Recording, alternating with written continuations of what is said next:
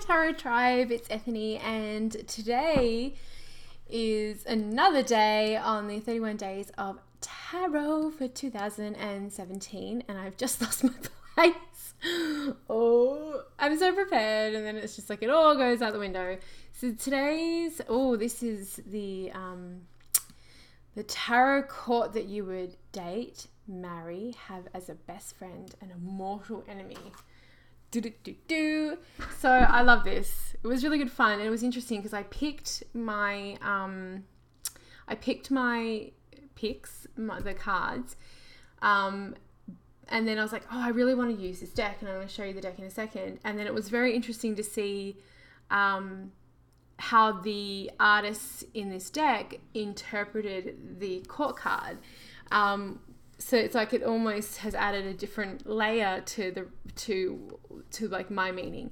Now the meanings that I've chosen for it's a bit of foreshadowing here, but the meanings I've chosen to attach to the court cards to answer this question comes from something that I am working on and hopefully we'll have news about soon. So watch the space.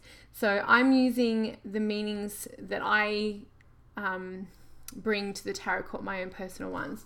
And I love the tarot court. As anyone who's known me for a while, I'm teaching it at, I'm doing a workshop at the Northwest Tarot Symposium this year in March. Oh my God, it's so close. And my lecture is Your Tarot Court and how to work with the energy in a more personal way to help you in readings. And I can't wait. It's going to be my first big tarot conference. So look out, Portland. I'm going to be in you. So I'm using the and I'll try to remember to put the link to the symposium below as well, because if you're in town, come and hang. I feel like I could probably get in trouble for this, but I feel like we should chuck a party for anyone who's in any of my Awakened Soul people, and just, I don't know, party in my room.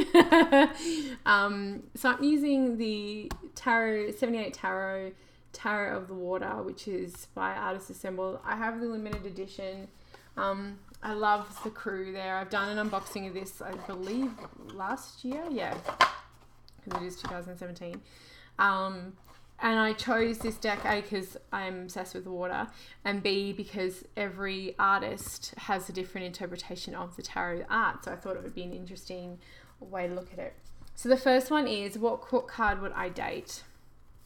And I have chosen, does anyone want to guess? I feel like we should do this, like, you can guess and see if you're right. So what court card would I want to take me out on a date, guys? Okay, if you said the Knight of Cups, you were right. Look at those fucking otters. I just think they're so cute. Now, again, I chose these based on my archetype, my understanding of the tarot court, and not on because this guy is literally swimming with the cutest things on the planet, besides my son, because my son is the cutest thing on the planet. Animal form, cutest thing on the planet. So the reason why I chose the Knight of Cups is because he is the romantic.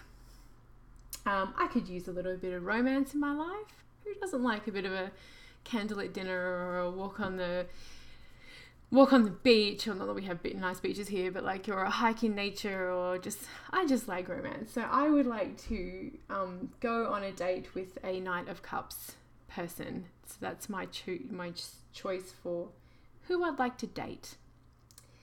Who I'd like to marry.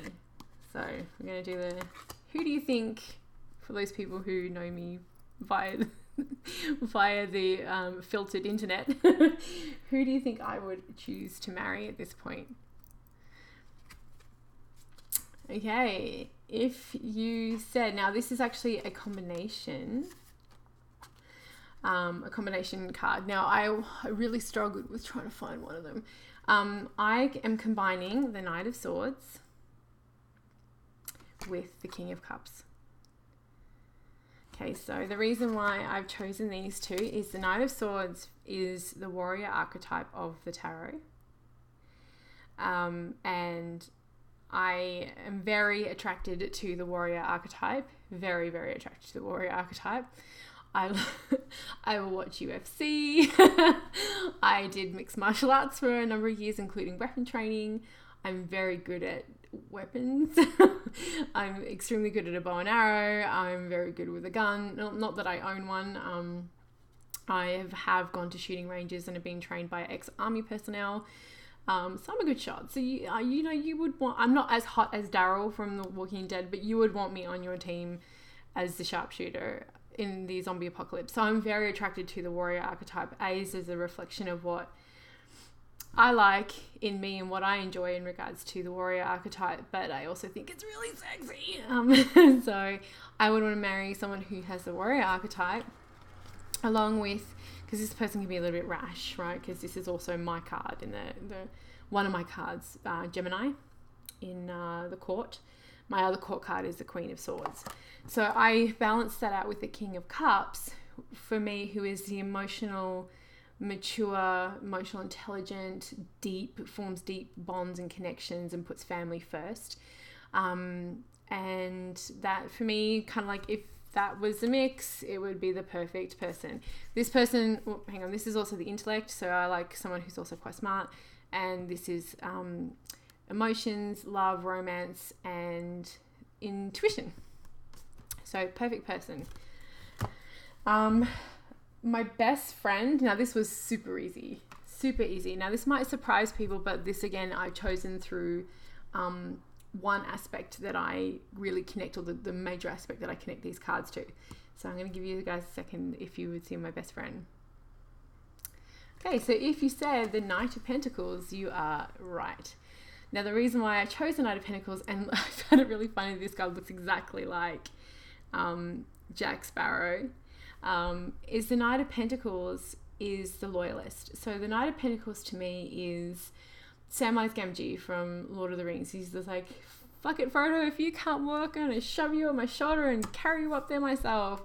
You know, he's the person who will be there at the very, very end, and is a true friend indeed. And one of my very good friends, the one I went to Disneyland with this last year, who came from all the way from Australia, and we had a great time in California and Nevada and stuff, she said to me, I'm loyal and generous to a fault, and sometimes that can be a bad thing, but I'm an extremely loyal person.